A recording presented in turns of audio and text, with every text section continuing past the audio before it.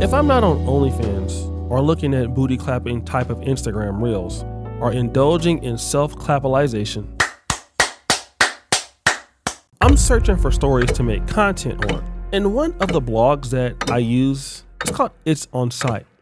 Now, mostly I would only get updates on celebrities because that's typically what I cover.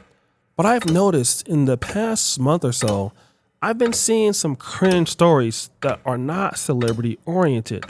If you just go down with me and look at the scroll that I'm seeing at the time that I'm recording this video, you'll go down to this one. Man sentenced over 3 years for doing what? This is by far the most blatant and overt case of racism that I've seen or experienced. Devontae Blow was at work when he got the call that his son had been assaulted during a school field trip. His teacher hopped on the phone and let me know that it was actually an adult male that punched him. So I ran to my car, got here in about 12 minutes. Authorities here in Whatcom County believe it was this man, Paul Bittner.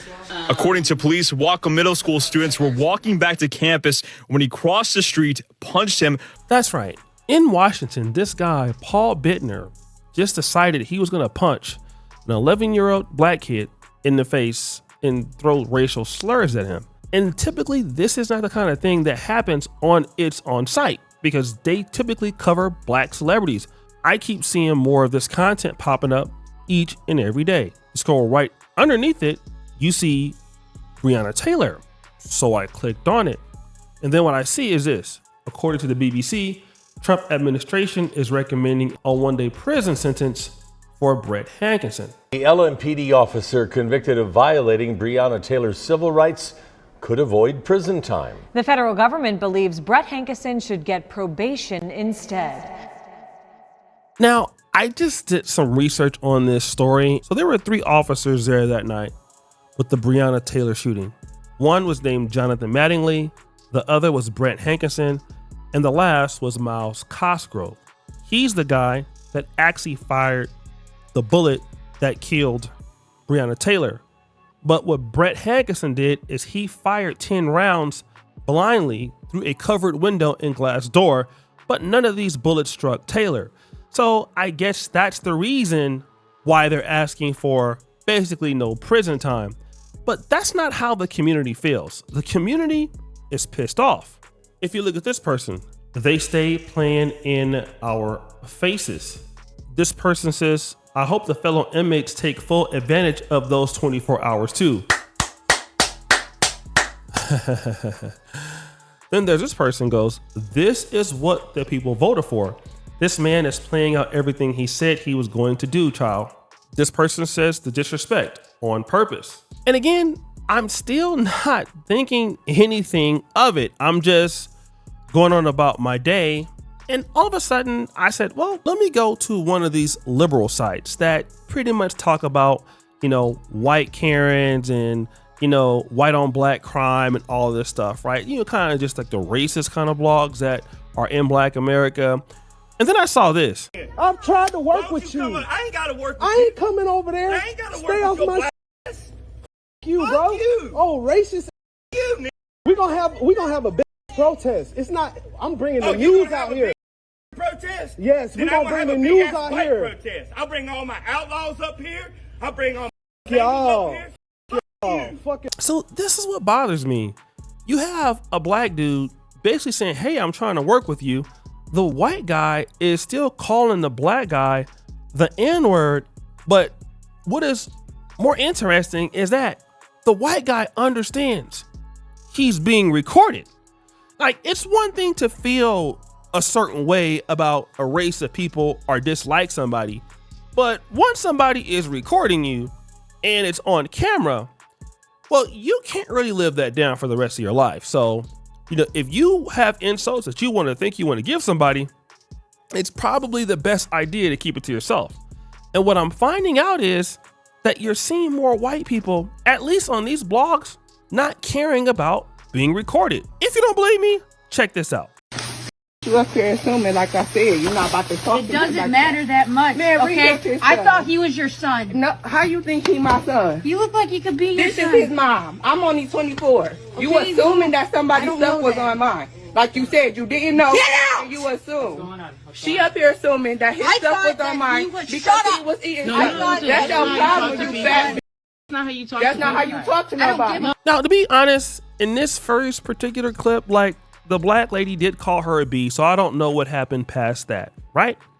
So, you know, the lady is using foul language towards the white lady, and then somebody is telling her staff members like, hey, you can't let her interact with customers like this, while at the same time, the black lady is being rude and disrespectful, at least from the time that I see the clip playing. But then situations go and it gets worse, and this happens. Get out of there. What? She calls her the N-word. Now, then again, I'm still not really paying a lot of attention to any of this stuff. I'm just going on about my day or whatever, because really talking about like white racism is not really my thing. I kind of don't do that as much. It's not really my style, right? I mean, I know lately I've been posting some videos about it because it's just been so blatant, but it's typically not my bread and butter. My bread and butter is, yeah, that's my bread and butter. Got him! Just saying. Fast forward. But again, I remember a story just, I don't know if it was a few weeks ago. President Donald Trump went viral for removing a bust of Dr. Martin Luther King from his Oval Office.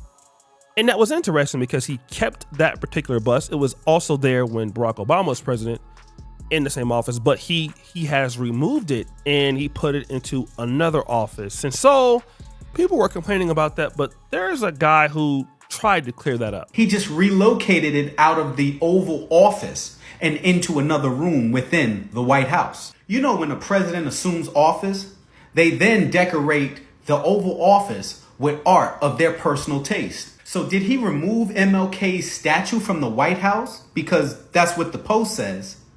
No, he did not. That was in fact false. So this guy is saying, look, y'all tripping for no reason. Like, he just moved it into another office because, again, he has the right to decorate the office as he pleases. But what did he replace Martin Luther King's bust with? He replaced that bust with former Prime Minister of the UK, Winston Churchill. Now, don't get me wrong, Winston Churchill in the United States, in France, and all of those countries have a shared history as allies, especially in winning World War II. But Winston Churchill is not an American hero. But Winston Churchill is white. Let me just say, it's almost like me taking President George Washington out of the White House and then putting Nelson Mandela in his place. Would that work? White Americans in particular would not accept that. But if Donald Trump, if he does that and replaces it with this person, it's okay. But as I'm thinking about all this, I remember something. One, we anticipate by that point in time, based on all the research that's coming to us, that the next generation of whites going to be more anti-black than they've been since the civil rights movement. This is Dr. Claude Anderson when he did the 1995 Detroit Black Journal interview. That's historic. It's even more historic now than what it was at that time because it's really been watched as a reference, because predictions made in this 30 years ago have almost come true to this day. And Dr. Claude Anderson predicted by 2015 that white animosity towards blacks would rise. And maybe we didn't see it in 2015, but I suspect we see it now in 2025. So I wanted to get some confirmation. I went to AI and I wanted to see basically what contributes to anti-black racism for whites. And there were three things that I can say that can come out. One, socioeconomic factors. Economic disparities can exacerbate racial tensions. When resources are scarce, competition can lead to increased prejudice as individuals look for someone to blame for their hardships. Now, we can argue that this is something that's happening even with the migrants from Americans in general, but obviously we can look at what's happening with DEI and people believing that blacks or that African Americans are getting opportunities when some poor whites are being limited opportunities based on the past, and this could lead to racial tensions. Let's go to the situation here. Political climate. Political rhetoric and policies can either promote unity or division. If leaders tap into racial fears for political gain, it can lead to increased racial tensions. Now, Donald Trump, he's not directly causing racial climate, but what happens is a lot of his followers do participate on that, and that has a lot to do with number 5, which is social media echo chambers. Online platforms can create echo chambers where individuals only encounter opinions that reinforce their existing beliefs, including prejudiced views. And if you look at places such as X, which is owned by Elon Musk, and Rumble, you can pretty much say anything. A lot of these echo chambers are there, and you can talk there freely without getting kicked off. And so what I can see is this racial tension is getting worse. And I think it would have gotten worse regardless of who the president was. I think that it was heightened at the time of Biden's presidency towards the end of it. And what blacks need to understand is that we are going to have to start working together more than ever before. And that's not my own idea. That's Dr. Carl Anderson's idea. And it's coming true before our very eyes. We have to understand, brothers and sisters, that white people are going to continue to become more emboldened, more brave towards blacks and even immigrants, but towards blacks. I do believe it will be more towards the immigrants because of those situations, but blacks will also get some of that smoke. And so that's why blacks supporting each other is going to be very important.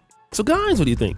It's your boy O'Shea Jackson back at it again with another episode of Celebrity Drunk. I appreciate you for all that you do. Subscribe, hit the bell. We're out.